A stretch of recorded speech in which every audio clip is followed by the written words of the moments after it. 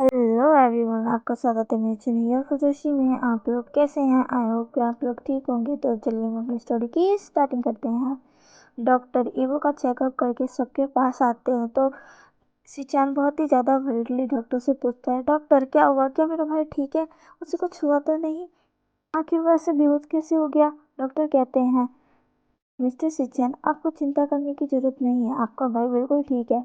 वो बस थोड़ी सी थकान की वजह से बेहोश हो गया था, पर अभी वो बिल्कुल ठीक है। थोड़ी देर रेस्ट करने के बाद वो बिल्कुल ठीक हो जाएगा। आप चिंता मत करिए। ये सब सुन के सिचन थोड़ा शांत होता है और डॉक्टर से कहता है, आपका शुक्रिया डॉक्टर। डॉक्टर कहते हैं, अरे इसकी कोई जरूरत नहीं है, ये तो मेरा फर्ज है। और वो वहाँ से चले जाते हैं। इधर हमें कुछ देर बाद का सीन दिखाया जाता है जहाँ पर सिचैन और जान दोनों ही ईवो के पास बैठे हुए थे।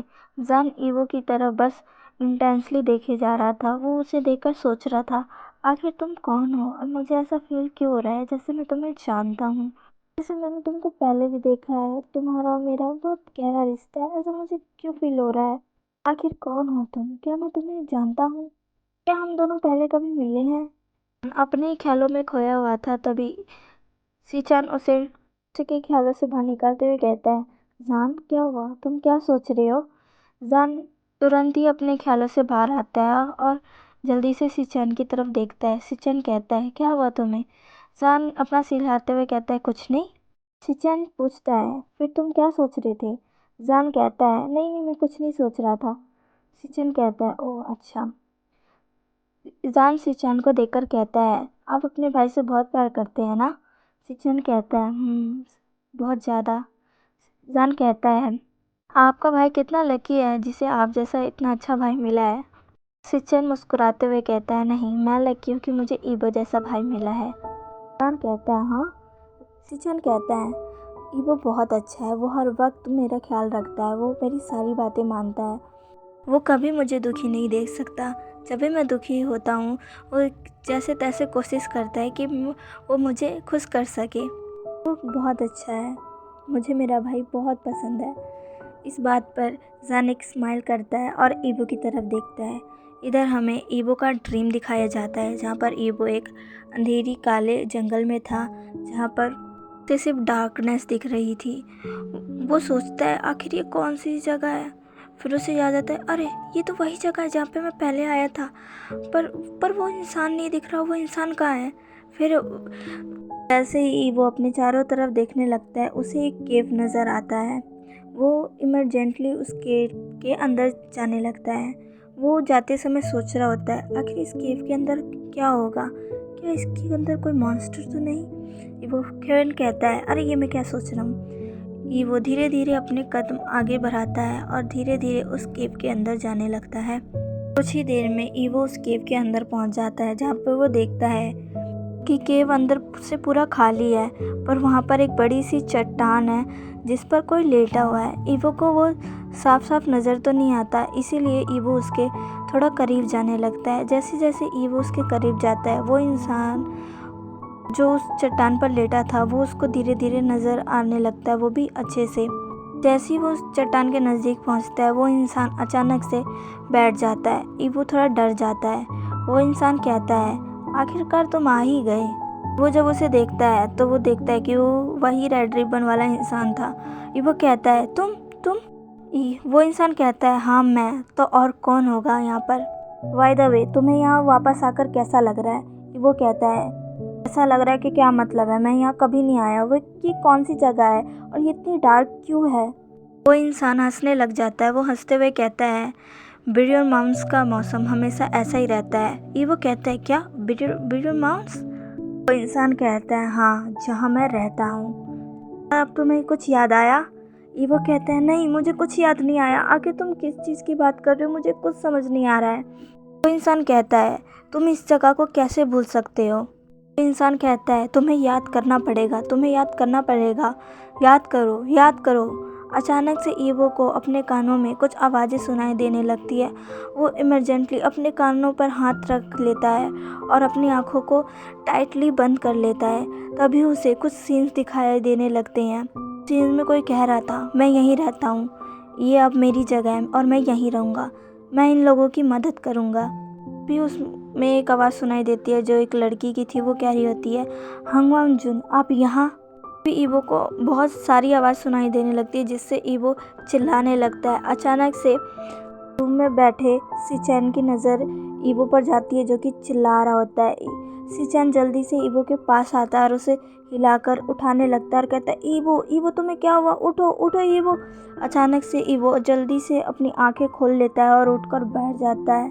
वो गहरी गहरी सांसें लेने लगता है। उसके माथे पर पसीना होता है। वो अपने चारों तरफ देखता है कि वो एक रूम में है। तभी वो देखता है कि सिचैन भी वहीं पर है। सिचैन ईवो के पास आकर बोलता है, ईवो क्या हुआ क्या हुआ। ईवो जल्दी से सिचैन को हक कर लेता है। सिचैन भी उसे हक बैक करता है और ईवो को कहता है, ईवो क्या हुआ ईवो।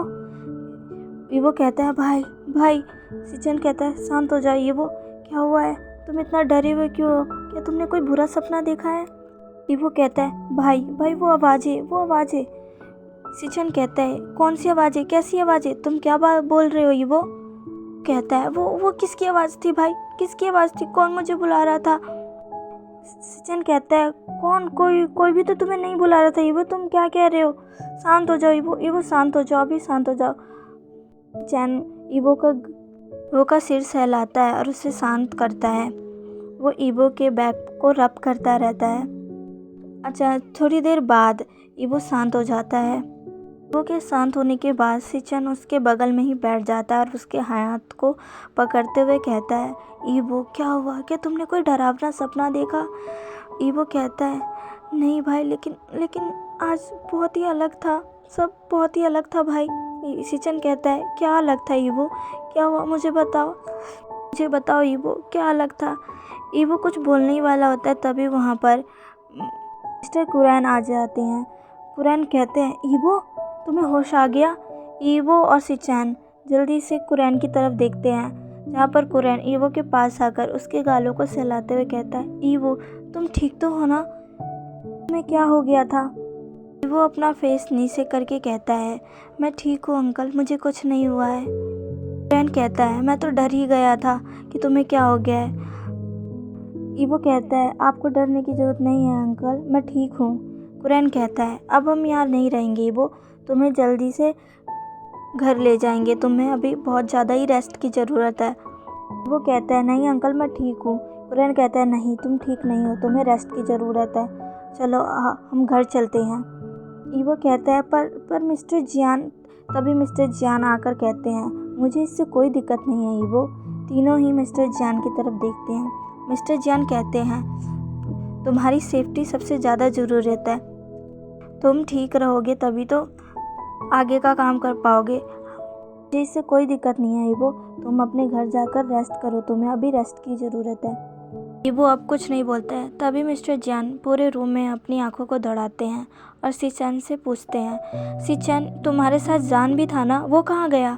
सिचैन कहता है, वो मेरे साथ ही था, पर अचानक से उसे एक कॉल आया और वो यहाँ से चला गया।